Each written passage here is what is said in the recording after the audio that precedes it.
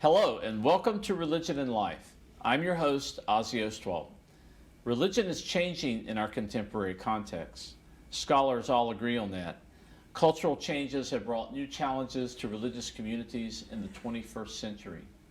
Religious leaders in America are trying to find new ways to stay relevant and reach out to the rest of the world. My guests today, Ed and Alicia Glaze, are both involved in different ways in helping faith communities navigate the challenges today's world brings them. Welcome, Ed and Alicia. Thank you for joining me today. Thank you. You're relatively new to our community, and it's Dr. Ed Glaze and the Reverend Alicia Glaze, and you're at Boone United Methodist Church.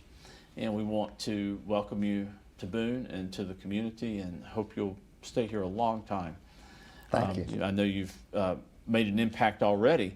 And what a dynamic couple involved in ministry at different levels, doing different things. So I'd like to give you just a moment, if you would, just to introduce yourself, what you're doing, describe your work for a bit, and then we'll jump in with some questions. Okay, thank you, Ozzy, for having us here. Ed Glaze. I'm one of the pastors at Boone United Methodist Church, so my official title is I'm the senior pastor. And I get to work with 4 other ordained clergy and a great staff and a wonderful congregation. We moved here from Alabama back in July, and getting to work with the people of the church, helping them move forward, claiming God's vision for the future, and seeing how we can best reach out to this great community around us. Great. And Alicia? Yeah, so I'm Alicia Glaze. I'm married to Ed. We're both in ministry, but in different ways. Ed's calling continues to be as a preacher pastor. I've always felt my calling was in Christian education, so more teaching, learning, and not so much about preaching, pastoring, although I've done some of that. But currently, I'm serving as the interim associate dean of students at Claremont School of Theology, which is a Methodist seminary in Southern California, and it actually is where I earned a Master of Arts in Religious Education a few years ago. So I'm glad to be reconnected with my alma mater. And it's a new position for me that I just started in January. Prior to that, I worked with a program for educating part-time local pastors, United Methodist pastors, an extension of Candler School of Theology at Emory University, but a program specifically for bivocational pastors who aren't at a place in life they can just quit everything and move away to go to seminary for 3 years. Right. So. Yeah. That's exciting. I know we were just talking about bivocational ministry in my Appalachian religion class today, and I think students were a little surprised. Most of our students come from urban centers, but to hear that there are rural churches out there where ministers work full-time jobs and then minister to their congregation on top of all that was a little bit surprising. I'm interested, Alicia, since you said that you felt a call to ministry but went with education rather than pastoral or preaching ministry. One of the things I like to explore on this program is how religion and culture interact. And I know there's somewhat of maybe a prejudice against women in the pulpit in certain denominations. Did you feel any of that pressure not to go the preaching route, or did you feel like those opportunities were available to you in the Methodist Church? Not consciously, although in the time I grew up in rural South Alabama, I didn't know many female pastors, just like I didn't know many female doctors or attorneys or those kind of things. They were all teachers or nurses or stay-at-home moms, I think. But, maybe it was there somewhere, but not consciously. But I grew up in a really small, very close, loving little Methodist church, and by the time I was 13 years old, I was teaching Sunday school to the younger elementary children. It was that kind of situation, and Right. And I enjoyed it. And then when I worked at a Methodist camp, Blue Lake Camp in South Alabama, I met my first like paid Christian educators because they were the camp directors and the volunteers at camp, and I thought, wow, I think this is what I want to do. Right. And so that that opened up a different arena to me. But yeah, by the time I was an older teenager and entering college and starting to talk with people about what I wanted to do, there were a couple of female pastors who knew me and appreciated some of what I had to offer, who wanted to make sure I wasn't choosing Christian education because I thought I wouldn't be welcome as a female pastor, Right. or that it would be too hard, or those kind of things. And I feel like I made the right decision. I still don't feel called to preach or pastor, whether I'm male or female. But those opportunities are available for women in the Methodist Church. It seems to me that Methodists in it's- America have been pretty... half of well, this was true a few years ago, maybe different now, but half of seminary students, United Methodist Seminary students, are female. Wow. And Ed can say more about this because he's been a district superintendent of a predominantly rural area in Alabama. So there are definitely United Methodist churches in, what year are we in, 2022, who don't want a female pastor. Right. And have, are pretty upfront about that. So there are still barriers there, especially in rural areas. But we're coming around. Great. And Ed, Alicia just mentioned one of your jobs, one of your ministries in the past was as district superintendent, and in the Methodist Church. I'm not sure what that means, but I think it means that you have a number of congregations or parishes under your direction and supervision. You might want to speak a little more to that. But you've also pastored large churches and small churches, rural churches, and more urban churches. It sounds like you would have to have a number of different skill sets to pull off all those different roles. Maybe you want to say a little bit about what you do in each of those roles. Well, that's kind of interesting you bring that up, because there are very few jobs in the world where you have to be a good communicator, you have to work well with people, you have to be an administrator in a larger setting, you also have to be kind of like a CEO of a company, and do counseling and all those other type things, and that's all part Public of it. speaking, Public managing speaking. staff. Yeah, that's all that rolls into being a pastor.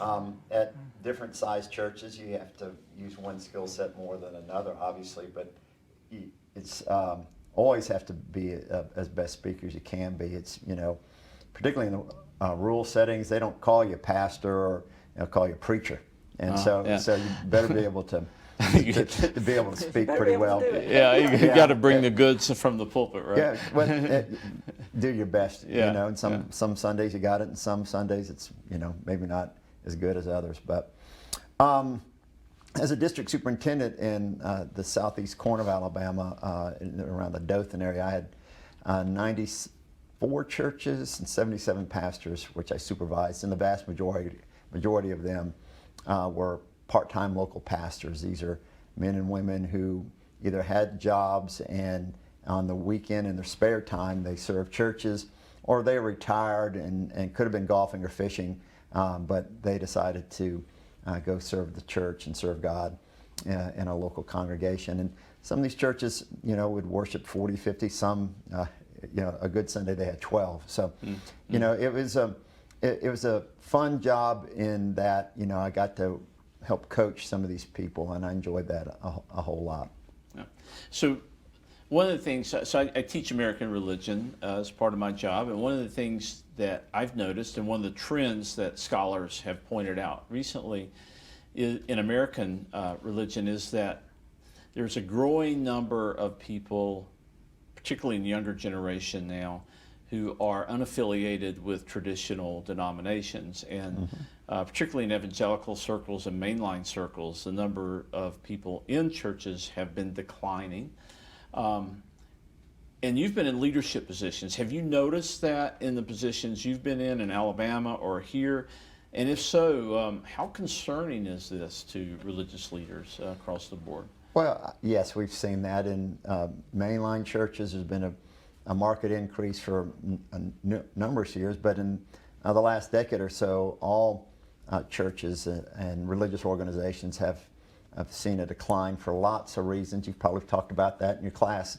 Mm-hmm. But yeah, it's a concern, but it's also an opportunity, because if the church is the church and reaches out in love and loves each other and puts aside some of the differences that are in every church and in our society, I think it's a great opportunity to reach these people, because they're not giving up on spirituality or faith. They are just concerned about how organized religion works. And yeah, we got to do things differently, mm-hmm. Which sometimes is hard, but we have a great opportunity to reach out and offer the good news of God's love to folks that need that. In this day and time, I mean, so many people committing suicide. We had 100 and some odd thousand people die of overdose. We got a lot of isolation even before the pandemic.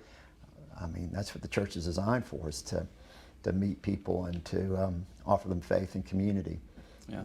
Would you say that reaching out to people in need, people who are hurting, would you say that's the primary duty of the church, and is the church doing a good job with that, or is it just one of many things the church needs to be involved in? Well, the man, before he left Earth, said, "Go and make disciples," and so the going part is a part of who we are, and we've got to help equip our people that are faithful in church to be comfortable about showing love in a very real way, not an inauthentic way, but a way that, I really care about you as a human being, and I want to see you have the good things that are in my life as well. And yeah, it's our number one priority is to reach people, and we've got to see it as that. And then as people come and are part of that, we nurture them, love them, and help them feel a sense of community, because that's something that's been lost. Yeah.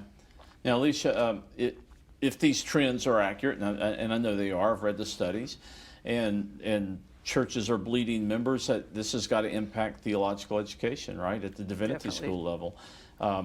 Are you having trouble getting students in divinity schools, or the numbers down? What's happening on that front, kind of? And you maybe can speak more to Claremont, but I'm sure these trends are probably universal too. Right, yeah. Numbers of people going into at least mainline denomination ministry have been in decline for a while, as church membership has been in decline. Mm-hmm. And so that means fewer folks go into seminary. Also, our whole United Methodist denomination has been under stress for differences, and that affects us financially. Mm-hmm. So that affects our organizations at the top, our seminaries, so financial struggles as well. But yes, fewer people are going into ministry. That leads to shrinking numbers of students, faculty, and trying to figure out how we keep going with fewer resources. So yeah, that's an issue, but I think we're also forced to think about how we do theological education effectively, and some schools were doing more online education before the pandemic, but during the pandemic, a lot of us, including my tenure as director of the Alabama course of study for part-time local pastors, had to suddenly go online. So there's a lot of conversation in the denomination about, is this something we want to keep? Is it effective education? It certainly saves students time and money, but it's hard to build community the way you would on a seminary campus if you're right there all the time. And then I know you have had some of these thoughts and discussions as well. Is it effective education? Is online as effective? Right. And can it be, and how can it be, and how do we combine the best of in-person and online? So that's a conversation that's very active in the United Methodist denomination. And the seminary that I work with is having conversations about what can we can we do a Master's of Divinity fully online or not? Well, actually, our United Methodist Church says no, that for United Methodist ordination, it can only be 50% a hybrid. Right. And so that certainly affects the way we do things. But anyway, yeah, these times they are a-changing. They are. And I know it's hard for everybody, or all denominations are experiencing decline in people entering the ministry. I'm wondering if there's, and this is a question for both of you, if there's anything unique about the Methodist system that is discouraging to young people entering the ministry. And I can think of two things potentially.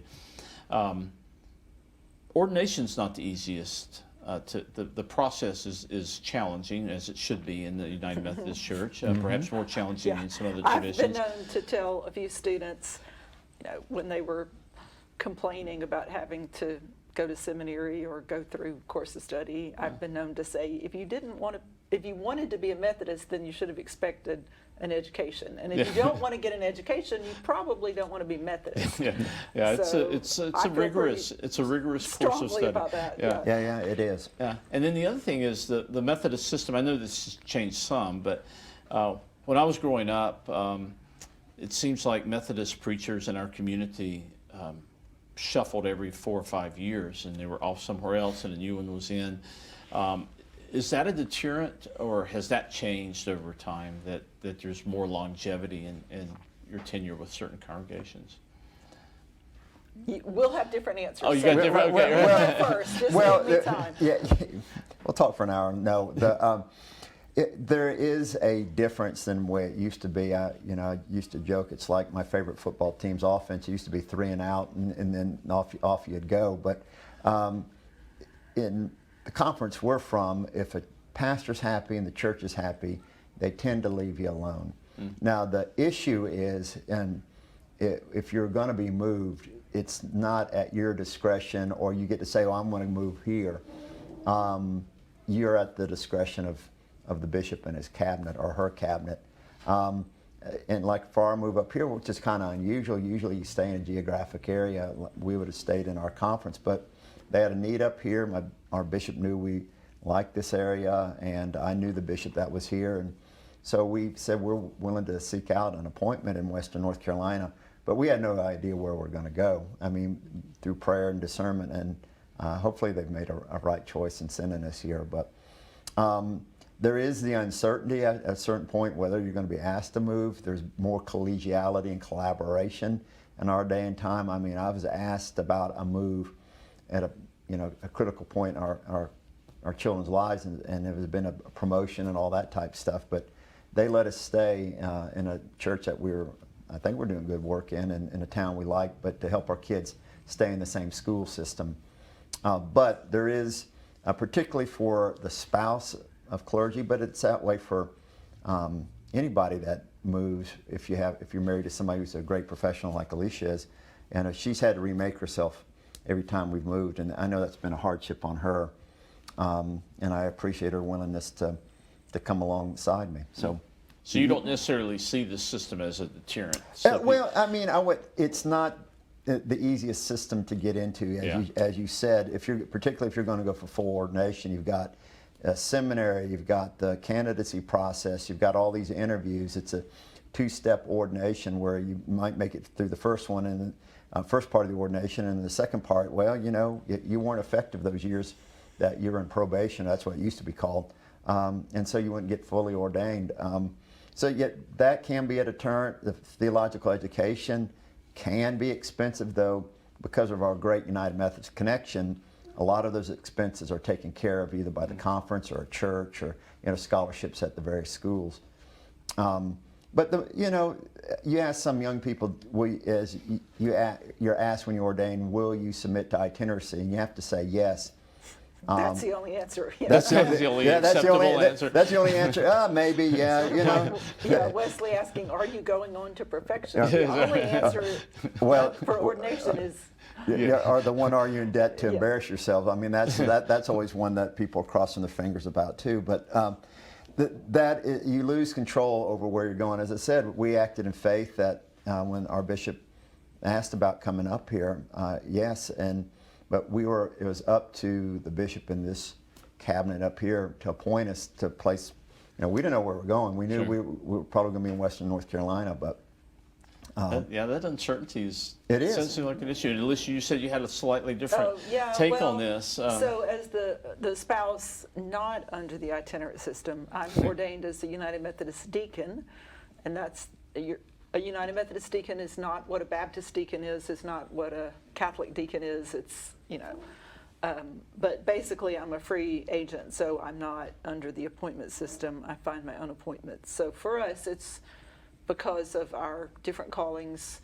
I have followed Ed around and found jobs and asked for the bishop's blessing.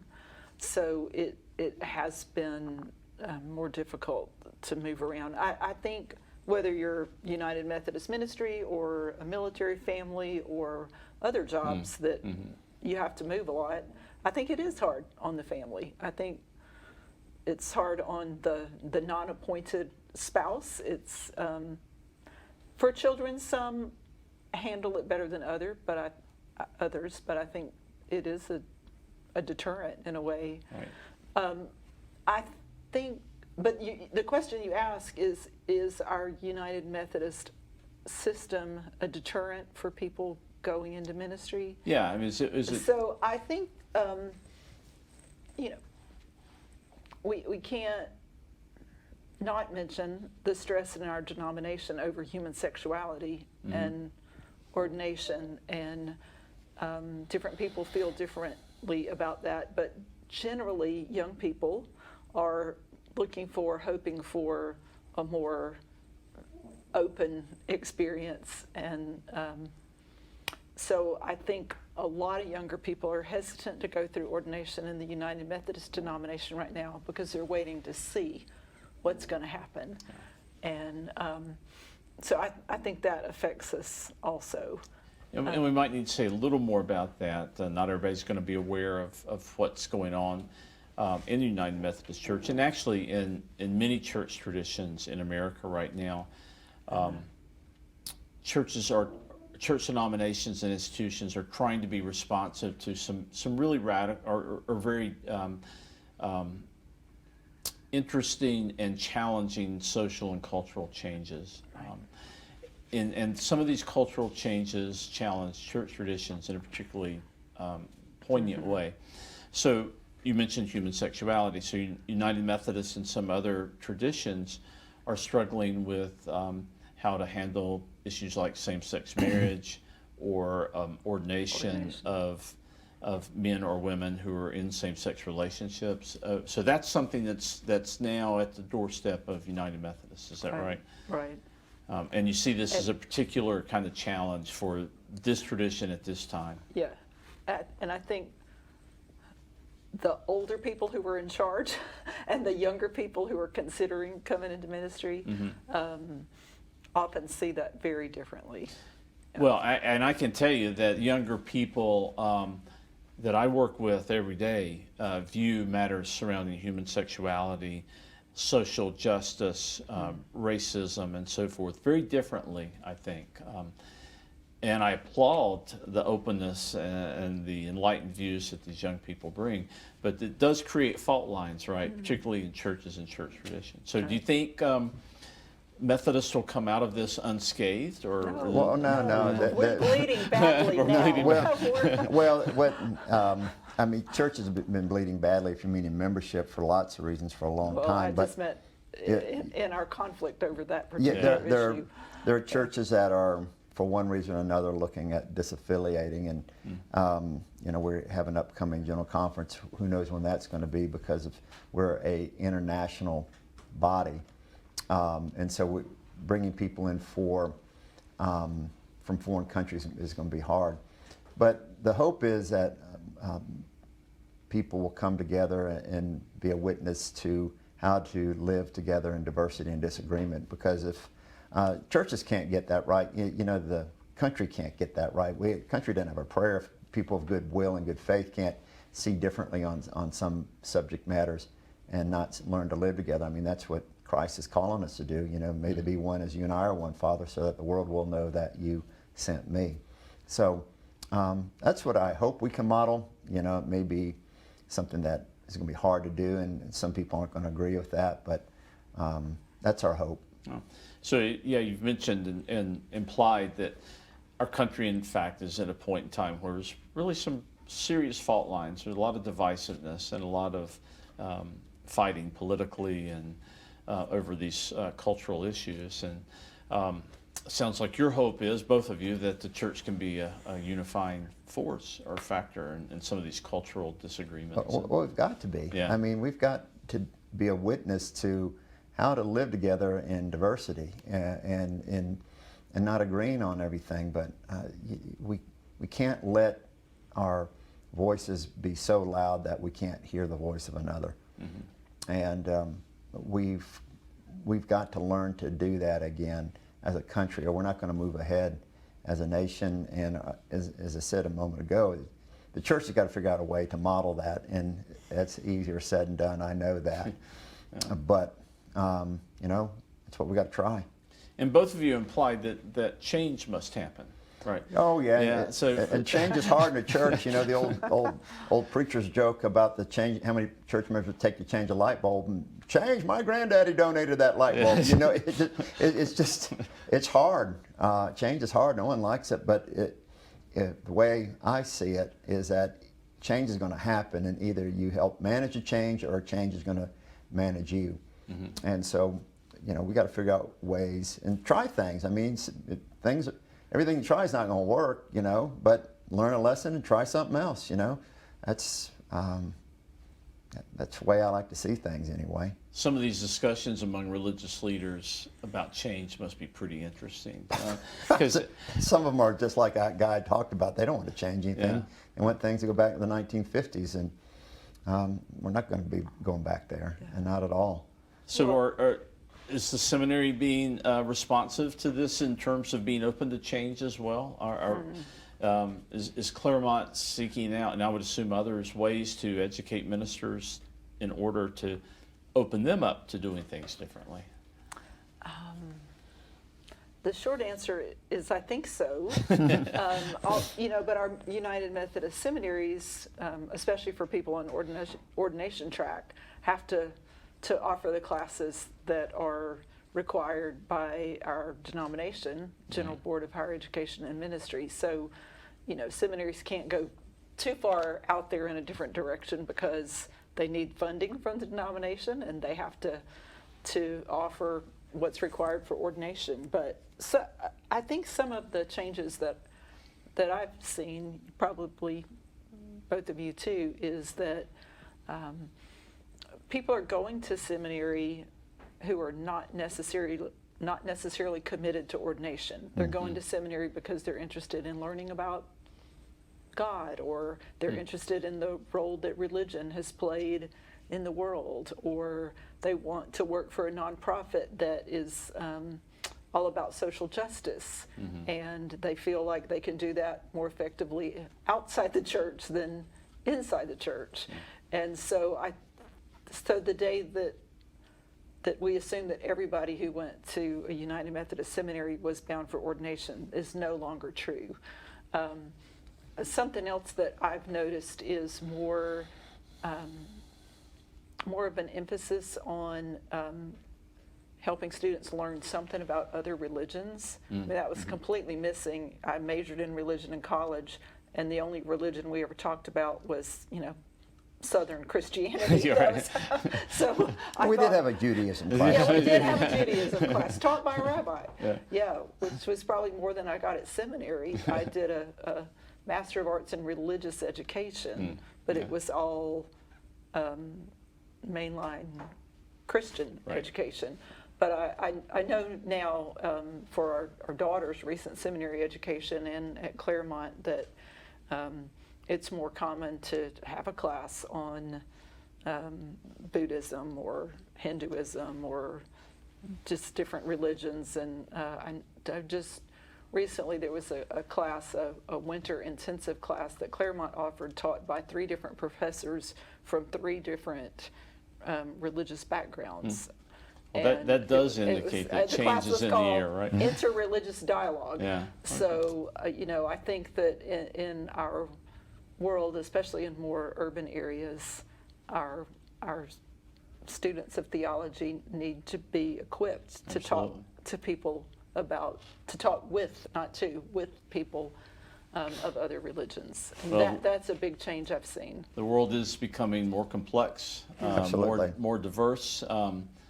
It's been a pleasure to talk to you two. It's heartening to just to hear how the church is trying to be responsive to cultural changes, societal changes, and I appreciate your leadership roles in this area, and appreciate you joining our community, and glad to have you in Boone. Thank you. Thank you. And We're thank glad you to be very here. much. Thanks for having Thanks us. for being here. Our pleasure. Well, that's it for this week on Religion and Life. I hope you'll join us next week here on App TV as we continue to explore the role religion plays in society and in culture. Until then, this is Ozzy Ostwald. Nothing is